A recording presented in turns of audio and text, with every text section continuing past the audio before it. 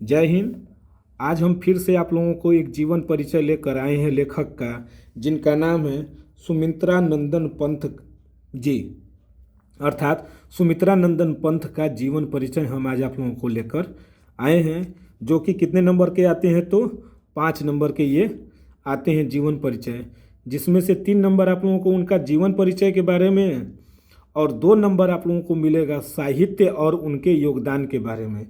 अर्थात उनकी जो योगदान है, कृतियां हैं, उसमें आप लोगों को 2 नंबर मिलेंगे और इनका जो जीवन परिचय आप लोग देंगे तो उसमें आपको मिलेंगे 3 नंबर। तो देखिए, जीवन परिचय लिखने से पहले आप लोग क्या होगा कि जो प्रश्न संख्या दिया रहेगा वो डालेंगे। जैसे हम यहाँ पर लिख दिए हैं एक बार कि देखिए, प्रश्न उत्तर संख्या 5। इसके बाद उसी के ठीक नीचे लिखेंगे क्या, सुमित्रा नंदन पंत का जीवन परिचय। और जीवन परिचय के बाद आप लोग उनका क्या डालेंगे, यहाँ पर संक्षिप्त परिचय। एकदम बीचों बीच लिखना है इसको, कि ये जो है संक्षिप्त परिचय, इसको बीचों बीच आप लोग लिखिएगा। तो आइए देखते हैं इनका संक्षिप्त परिचय। संक्षिप्त परिचय में जो आता है सबसे पहले कि इनका जन्म। तो देखिए, इनका जन्म कब हुआ था, तो 20 मई सन 1900 में। और इसके बाद आता है उनका जन्म स्थान कौसानी, उत्तराखंड में। अर्थात इनका जो जन्म हुआ था कौसानी में, उत्तराखंड में ये पड़ता है। इनके पिता जो थे गंगादत्त पंत थे और माता का नाम था सरस्वती देवी पंत। और इनकी जो कृतियां हैं कहानी एवं नाटक। अर्थात इन्होंने कहानी और नाटक में बहुत ही ज़्यादा अपना योगदान दिया था और इसके लिए ये क्या हुए थे, प्रचलित हुए थे। इसके बाद इनको पुरस्कार भी मिले थे। तो पुरस्कार में इनका जो है क्या था, पद्म भूषण साहित्य अकादमी। अर्थात इनको जो हिंदी में अपने जो योगदान दिए थे उसमें इनको पद्म भूषण और साहित्य अकादमी का पुरस्कार मिला था। और इनके बचपन का नाम था गोसाई दत्त। अर्थात देखिए, जो मेन चीज़ें थी इनका जो है संक्षिप्त में हमने क्या किया, उनका परिचय दे दिया। अब क्या देखेंगे, इनका जीवन परिचय। तो आइए आप जीवन परिचय को देखते हैं। देखिए, जीवन परिचय हेडिंग डालेंगे, ठीक उसी के नीचे लिखना है। हम लोग शुरू करेंगे, यहाँ पर लिखना मत शुरू करिएगा। जो हेडिंग डालेंगे इसके बाद 2 अंडरलाइन खींच दीजिएगा। इसके बाद डैश देकर जहाँ से डैश शुरू हुआ है उसी के नीचे लिखना प्रारंभ कीजिएगा। क्या था इनका जीवन परिचय में कि प्रकृति के सुकुमार कवि। ये जो है प्रकृति के इतने चितेरे, अर्थात प्रकृति के बारे में इतना इनका गहन अध्ययन था, यानी प्रकृति के बारे में ये इतना अच्छे से समझा देते थे कि इनको सुकुमार कवि अर्थात प्रकृति के चितेरे कवि भी इनको कहा गया है। अर्थात जो है सुमित्रा नंदन पंत जी को प्रकृति के एकदम चितेरे अर्थात सुकुमार कवि कहा जाता है। तो इनके जीवन परिचय में जो है प्रकृति के सुकुमार कवि सुमित्रा नंदन पंत का जन्म 20 मई सन 1900 में उत्तराखंड के बागेश्वर जिले के गरुड़ तहसील के कौसानी नामक गांव में हुआ था। देखिए, यहाँ पर तो हम आपको बस कौसानी लिखे थे, लेकिन यहाँ पर उनका पूरा पता है कि उत्तराखंड के बागेश्वर जिले की गरुड़ तहसील के कौसानी नामक गांव में हुआ था। इनके पिता का नाम गंगादत्त पंत और माता का नाम सरस्वती देवी पंत था।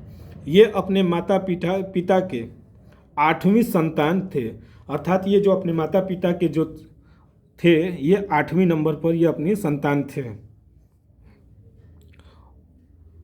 उनके बचपन का नाम गोसाई दत्त था लिख देंगे। इसके बाद इनके जन्म के कुछ समय बाद इनकी माता का देवावसान हो गया। अर्थात इनकी माता की क्या हो गई, मृत्यु हो गई।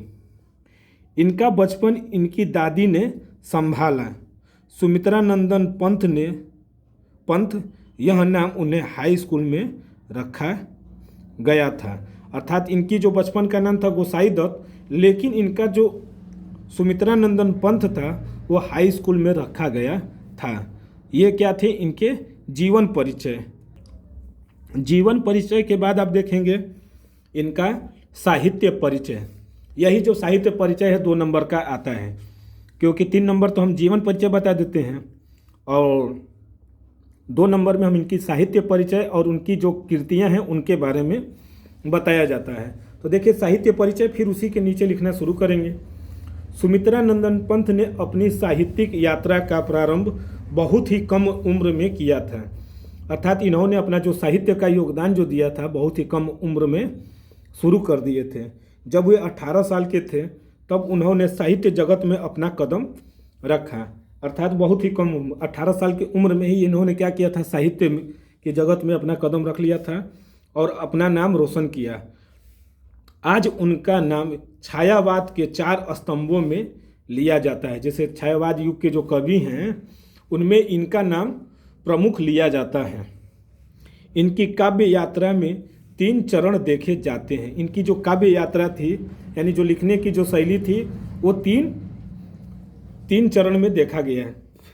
पहला जो है छायावाद, कब से था, 1918 से 1936। इसके बाद ये आए थे प्रगतिवाद में 1936 से 1950। इसके बाद आ गए थे अध्यात्मक वाद में 1950 से 1977 तक इन्होंने अपना योगदान दिया है। अब आते हैं इनकी काव्य कृतियाँ को देखने की। देखिए ये भी लिखना जरूरी होता है कि इन्होंने क्या क्या कृतियाँ की थी।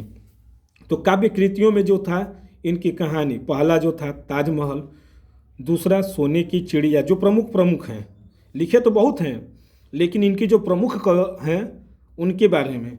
तो तीसरा है विक्रमादित्य की बेताल और चौथा है अतिथि। इसके बाद इनकी नाटक है।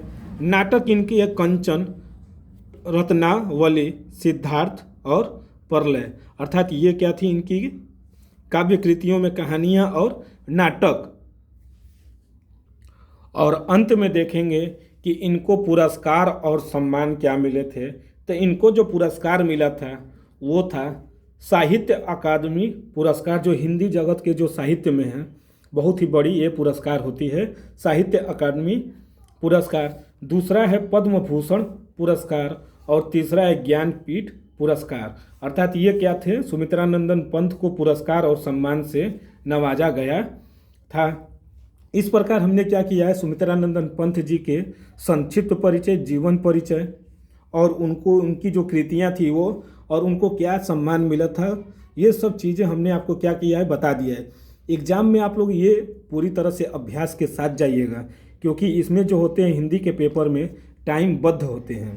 तो इसलिए आप लोग इसको अच्छे से पहले एक बार तैयार कर लीजिए कि कितने मिनट में हम लिख सकते हैं, क्योंकि एग्ज़ाम में अगर थोड़ा सा भी लेट होगा तो आपका क्वेश्चन छूटता जाएगा। तो और भी हम क्या करेंगे, ऐसे ही जीवन परिचय हम आपको लेकर आते रहेंगे। तब तक के लिए धन्यवाद।